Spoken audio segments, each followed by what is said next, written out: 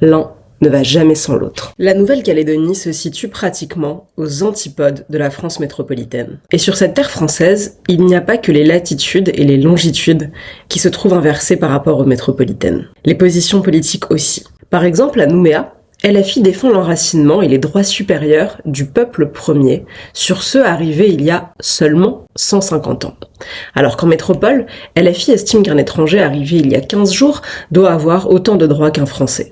Le Rassemblement national, pourtant historiquement connu pour défendre l'unité nationale et l'ordre républicain, renvoie désormais dos à dos les indépendantistes et les loyalistes, les violents et les pacifiques, et propose même un 4e référendum pour ne pas, je cite, désespérer les Kanaks de leur rêve d'indépendance. Le gouvernement, lui aussi, a depuis longtemps les idées à l'envers en Nouvelle-Calédonie.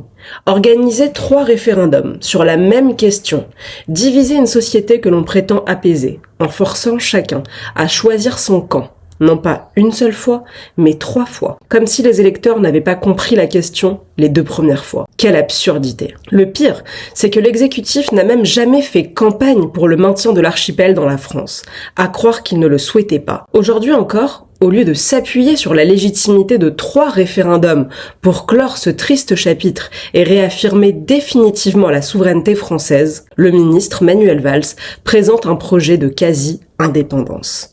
Comme si les indépendantistes avaient gagné, alors qu'ils ont perdu 3 fois. Les patriotes français de Nouvelle-Calédonie ont tout accepté pour que les choses se passent bien. Ils ont bien sûr accepté de respecter la culture, le mode de vie et les coutumes kanaks, mais aussi de jouer le jeu démocratique biaisé des accords de Nouméa, accords construits en leur défaveur par le gel du corps électoral et par l'imposition de référendums successifs conçus par les socialistes de l'époque dans l'objectif inavoué d'orienter la Nouvelle-Calédonie vers l'indépendance. Et les patriotes français ont tout de même gagné.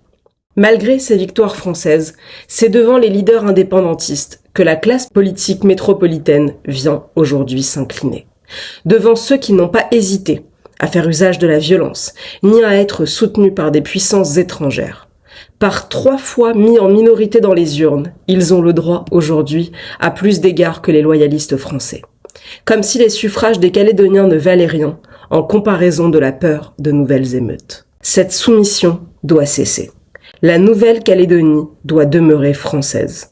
Il est temps d'accompagner cette conviction d'un véritable projet. La première des priorités est le rétablissement de la sécurité sur l'ensemble du territoire. Avec le verrou de Saint-Louis, 14 000 habitants ont été isolés, coupés de Nouméa pendant plus de 6 mois. C'est une honte sur notre territoire.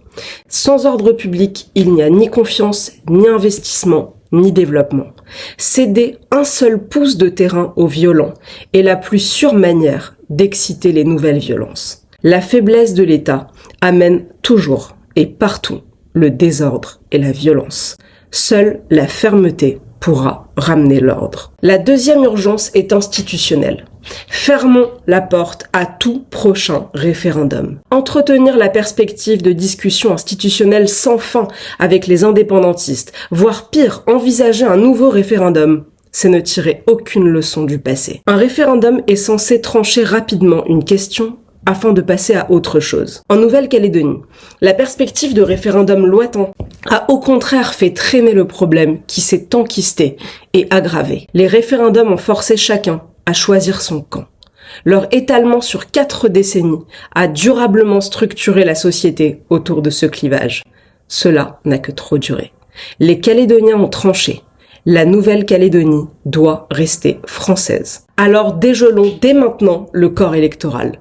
Où sont nos grands défenseurs de l'état de droit quand depuis 30 ans, des Français sont privés du droit de vote en France? Où est la gauche qui exige partout le droit de vote des étrangers sous prétexte qu'ils auraient le droit de se prononcer parce qu'ils vivent ici, mais refuse ce droit à des habitants de Nouvelle-Calédonie qui font vivre et prospérer leurs terres depuis des décennies? Ce débat doit être clos définitivement pour que la Nouvelle-Calédonie puisse exploiter sereinement tout son potentiel, car son potentiel est immense. Et j'en viens à la 3e urgence, qui est d'ordre économique.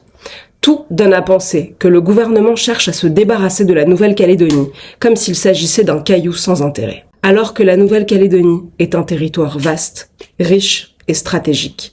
La Nouvelle-Calédonie est presque aussi étendue que la Picardie et 50 fois plus grande que Mayotte. Elle est riche de minerais précieux et stratégiques comme le nickel.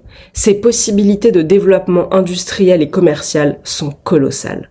La Nouvelle-Calédonie doit avoir les moyens de prospérer et de s'affirmer dans un espace géopolitique hautement concurrentiel.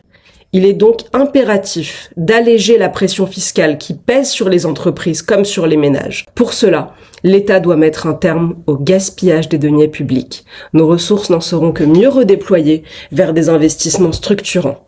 Industrie minière, énergie, numérique, agriculture. La Nouvelle-Calédonie est dotée d'un patrimoine naturel et biologique exceptionnel qu'il est essentiel de valoriser. Il sera demain la source, j'en suis sûre, de nombreux développements économiques.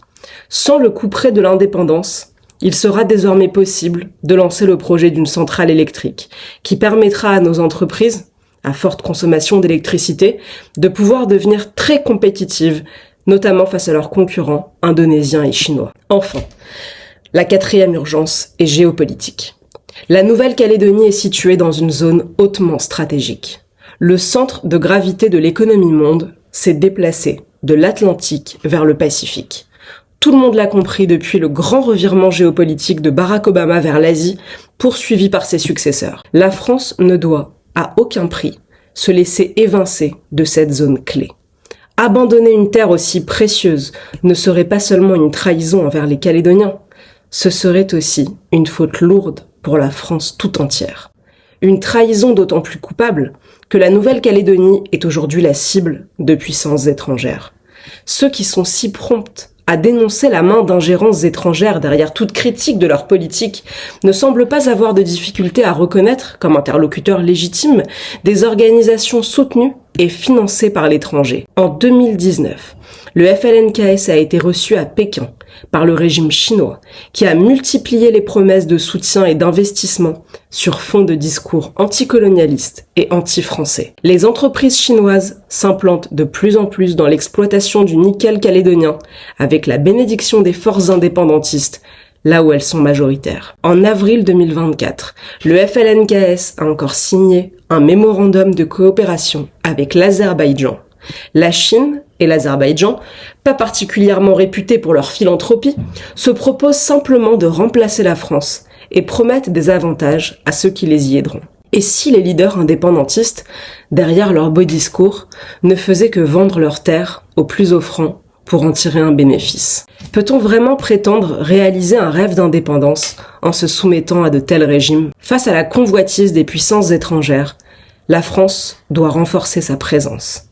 Implantons une base navale ultramarine d'envergure, la plus importante du pays, au sein de ce qui devient progressivement le nouveau centre de gravité du monde. Renforçons notre engagement stratégique dans l'industrie du nickel.